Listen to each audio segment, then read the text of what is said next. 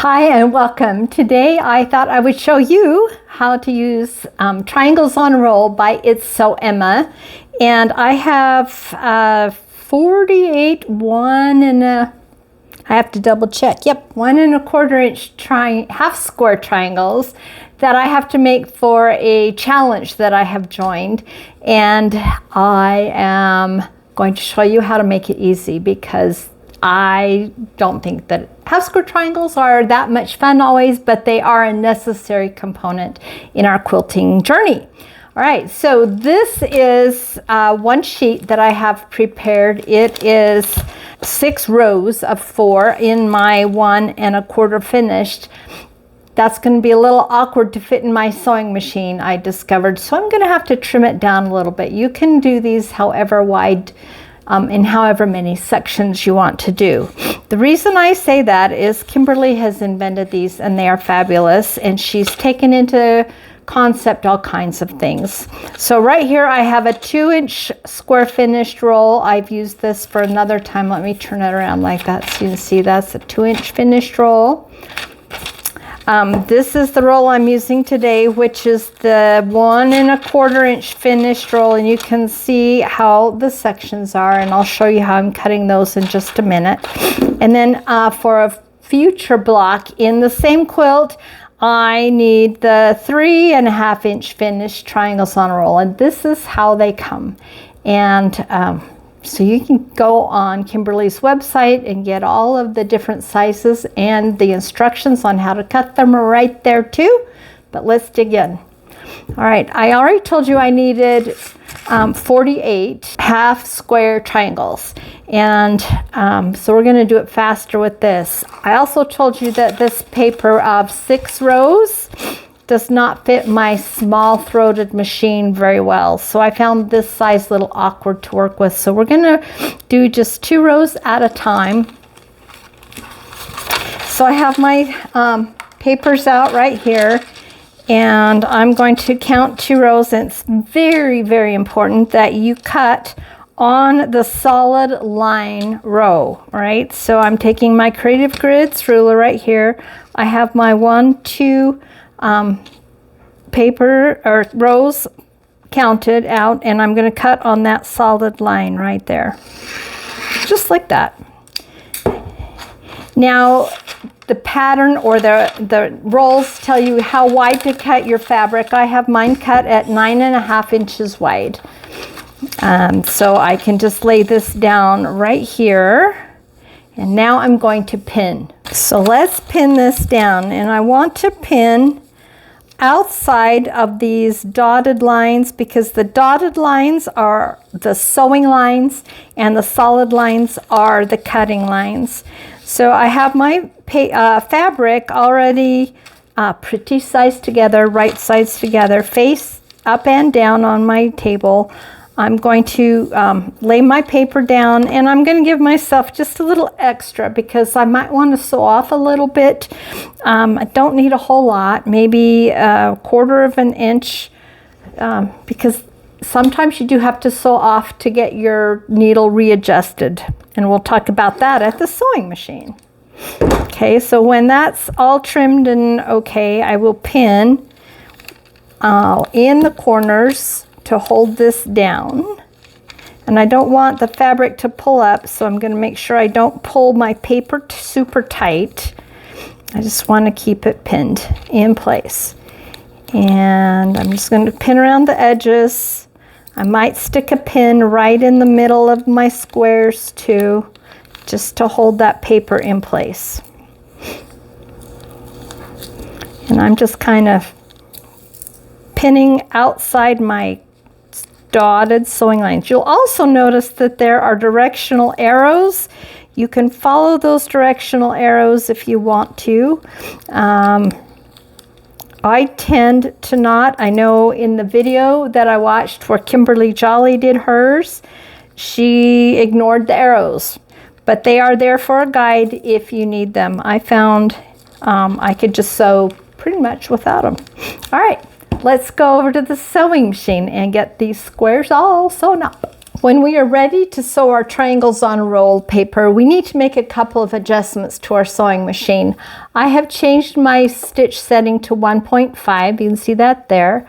I also put an open toe foot on my machine. That is not necessary. I did it mostly to help you be able to see how I'm stitching today, but I do find that it helps me also follow my line and stay on my lines better.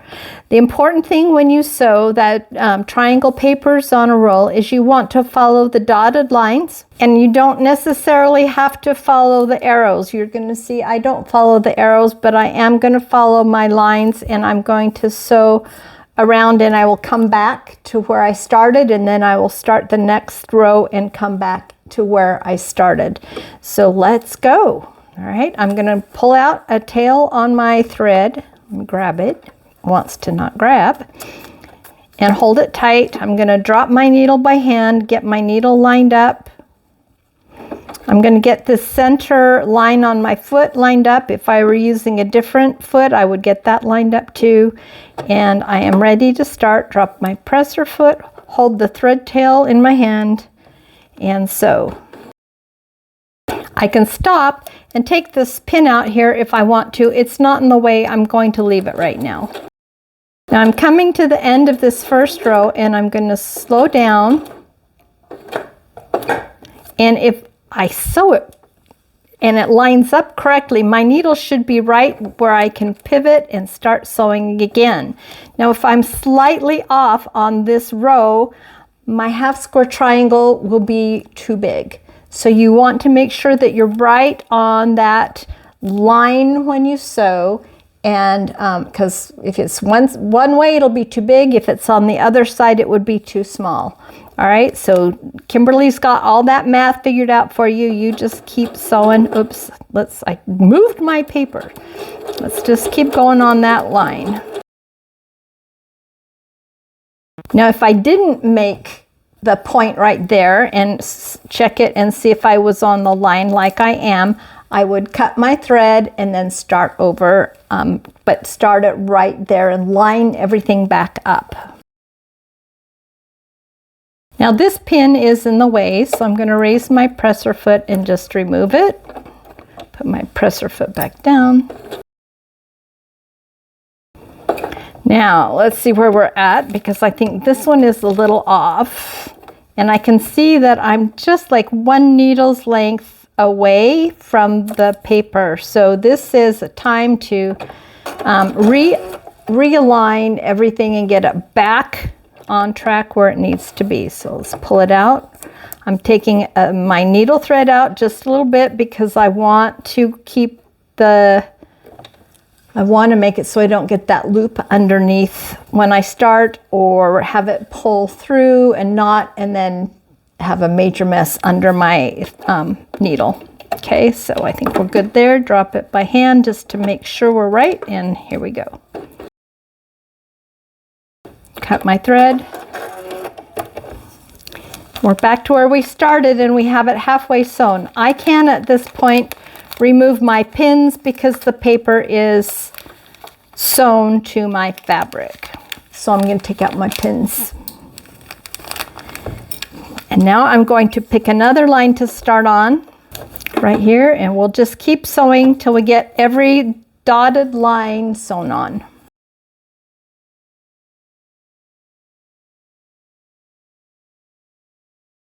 Okay, now before you walk away from your sewing machine, make sure you feel all the dotted lines to make sure you got them all sewn. And let's go trim up over at the cutting table. So now we need to trim our half square triangle units. And the first thing I'm going to do is trim on the outside. So I'm just going to line up my ruler right along the edge of my paper that has my outside line right here. And I will trim this side. And I will trim this side.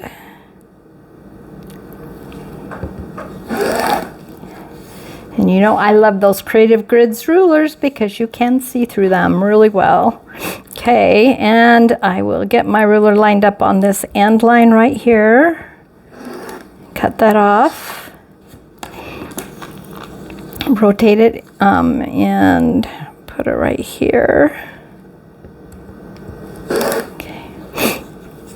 I also think a rotating cutting mat would help, but I know not everybody has one, so we're just going to go without one today. Now at this point I can cut this center line and then trim all of my end pieces here, or I can just cut it in strips. You do whatever you want to do. I'm going to cut off my 2 end pieces at a time, and then I will cut the center square or the center line and get 2 squares, and then I will cut my diagonal line right here. When you cut the diagonal line, it's not super important that you are 100% straight on that.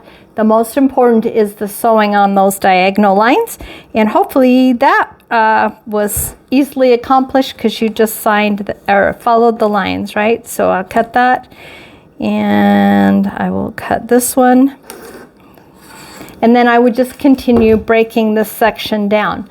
Let me show you how easy it is to tear the papers off. A lot of people don't really enjoy tearing their papers off when they do foundation piecing. I don't mind it. I just pull up my big comfy chair, put a good TV show on, and then go for it. On most foundation paper piecing projects, you've already adjusted your stitch length like we did to 1.5. So that makes removing the papers pretty easy. So all I have to do is fold it back and press on that sewing line. I'm going to grab the very tip right here of my triangle and just pull. And that takes care of that. And the hardest part is getting this little tiny end piece off.